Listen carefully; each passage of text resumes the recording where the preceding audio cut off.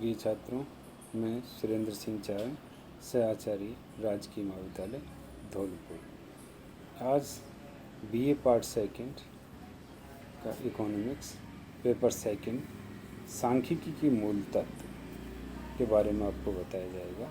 ये इसके जो चैप्टर दे रखे हैं सांख्यिकी के मूल तत्व के, पहला हमारा पास जो चैप्टर है वो है इसका सांख्यिकीय माध्य।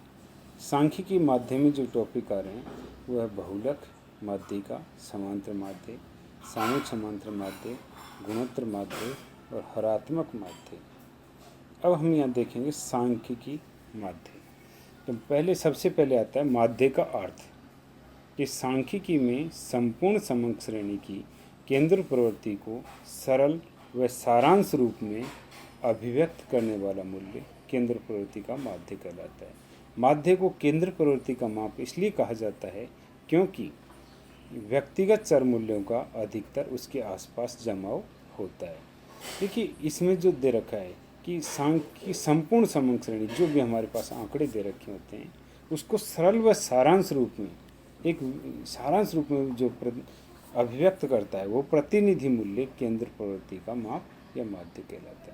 इसको केंद्र प्रवृत्ति का माप इसलिए कहा है क्योंकि व्यक्तिगत चर मूल्य उसके आसपास जमा होता है, यानी कुछ मूल्य उससे बड़े होंगे, कुछ उससे छोटे होंगे, तो एक यानी वो जो मूल्य होंगे उसके आसपास ही मिलेंगे।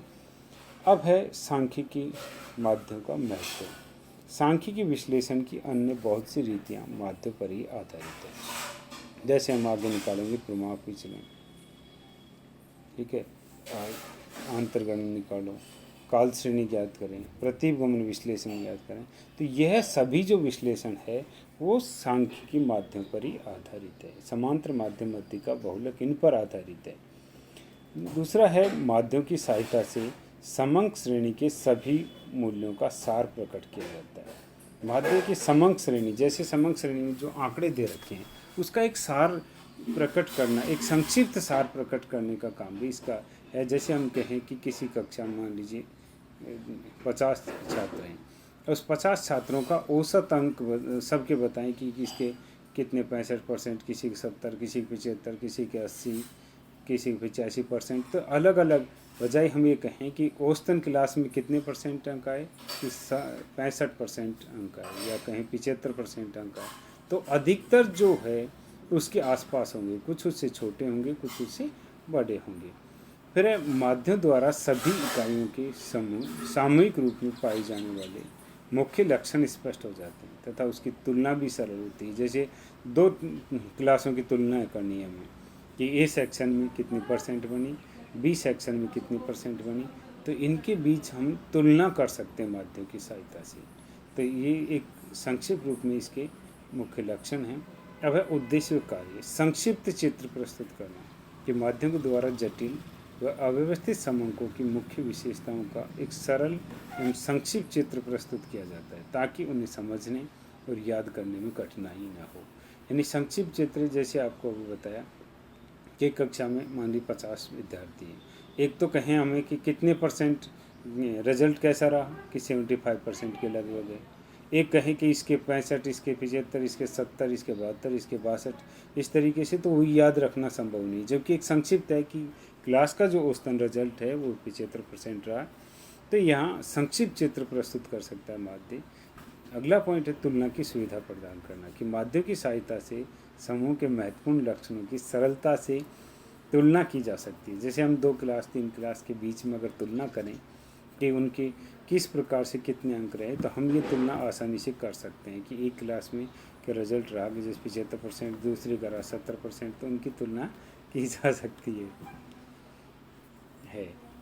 जैसे दे रखा है भारत और श्रीलंका की औसत प्रति व्यक्ति आय की तुलना करने के लिए उचित परिणाम निकाले जा सकते हैं कि भारत में औसत प्रति व्यक्ति आय कितनी रही, उधर से हमारे जो है कि श्रीलंका में कितनी रही, तो इनकी तुलना की जा सकती है। समग्र का प्रतिनिधित्व करना, तो माध्यम की सहायता से प्रतिदर्श के आधार पर पूरे समग्र के बारे में निष्कर्ष निकाला जा सकता है।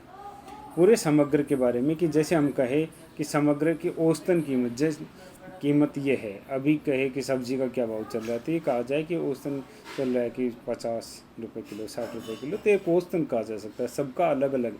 तो एक समग्र का प्रतिनिधित्व करता है कि वो जो मूल्य, जो अंक बताया जा रहा है पूरे समग्र के लिए एक जैसा होगा। सांख्यिकी विवेचना का आधार कि सांख्यिकी विश्लेषण की अनेक क्रियाएं माध्यों पर ही आधारित होती है, जैसे प्रमाप विचलन है, माध्य विचलन है, प्रतिगमन विश्लेषण है, सहसंबंध है। ये सभी रीतियाँ किस पर इन माध्यम पर आधारित है, समांतर माध्यम मध्यिका बहुलक पर आधारित है। अगला पॉइंट है पथ प्रदर्शन करना कि माध्यम से ऐसे मूल्य ज्ञात हो जाते हैं जो भावी योजनाओं, क्रियाओं व नीतियों के निर्धारण में न्यायोचित मार्गदर्शन, यानी पथ प्रदर्शन क्या करता है कि रास्ता दिखाना किस चीज़ का। तो हम एक भावी अनुमान लगा सकते हैं कि आज किसी वस्तु की कीमत ये है तो भविष्य में इतनी होगी, या किसी का उत्पादन इतना हो रहा है तो भविष्य में उसका संभावित उत्पादन कितना होगा। इसकी हम विवेचना, इसका हम पता लगा सकते हैं। अब है आदर्श माध्य के आवश्यक तत्व कि कौन सा माध्य आदर्श होगा। तो उसके लिए आवश्यक तत्व है कि जो माध्य इन जो दी हुई आवश्यक तत्वों को पूरा करेगा वो है आदर्श माध्य कहलाता है। जैसे स्पष्ट एवं स्थिर परिभाषा होनी चाहिए, किसी माध्य की स्पष्ट परिभाषा होनी चाहिए, स्थिर हो यानी कि बदलती रहे परिभाषाएं। तो परिभाषाएं इसकी क्या होनी चाहिए, स्पष्ट होनी चाहिए, सभी मूल्यों पर आधारित हो। जो हमारे पास आंकड़े दे रखे हैं, मूल्य दे रखे हैं, वो सभी मूल्यों से ज्ञात किया गया हो, और सरल एवं बुद्धिगम्य, सरल हो, बुद्धिगम्य, जो आसानी से हमारे दिमाग में प्रवेश कर सके, आसानी से हम समझ सकें, इस तरीके की उसकी गणना होनी चाहिए। गणना करने में सरलता होनी चाहिए कि गणना करें उसकी में सरलता से, आसानी से करना, जो हर कोई समझ सके, हर कोई उसकी गणना कर सके। तो गणना क्रिया में सरलता होनी चाहिए।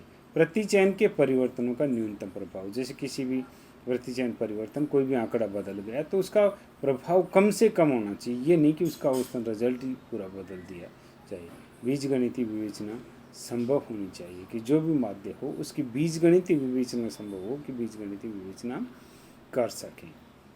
ये थे तो जो माध्य इन सभी आवश्यक तत्वों को पूरा करेगा वह है आदर्श माध्य कहलाता है। अब हम देखेंगे सांख्यिकी माध्यों के प्रकार। देखिए सांख्यिकी माध्य एक तो स्थिति संबंधित माध्य होते हैं जिसमें बहुलक मोड, जिसको जेड संकेताक्षर दिया जाता है।